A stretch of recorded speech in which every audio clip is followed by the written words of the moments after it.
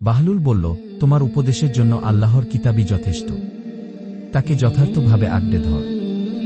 বাদশাহ বললেন, তোমার কোনো কিছুর অভাব থাকলে আমাকে বল, আমি তা পূরণ করব। বাহলুল বলল, বিদেশে? হ্যাঁ, আমার 3টি অভাব আছে, এগুলো যদি তুমি পূরণ করতে পার তবে সারা জীবন তোমার কৃতজ্ঞতা স্বীকার করব। বাদশাহ বলল, তুমি নিঃসংকোচে চাইতে পার। বাহলুল বলল, মরণের সময় হলে আমার আয়ু বৃদ্ধি করতে হবে। বাদশাহ বলল, আমার পক্ষে সম্ভব নয়। বাহলুল বলল, আমাকে মৃত্যুর ফেরেশতা থেকে রক্ষা করতে হবে। বাদশাহ বলল, আমার পক্ষে সম্ভব নয়। বাহলুল বলল, আমাকে জান্নাতে স্থান করে দিতে হবে এবং জাহান্নাম থেকে আমাকে দূরে রাখতে হবে। বাদশাহ বলল, আমার পক্ষে সম্ভব নয়। বাহলুল বলল, তবে জেনে রাখ, তুমি বাদশাহ নও, বরং তুমি অন্য কারো অধীনস্থ।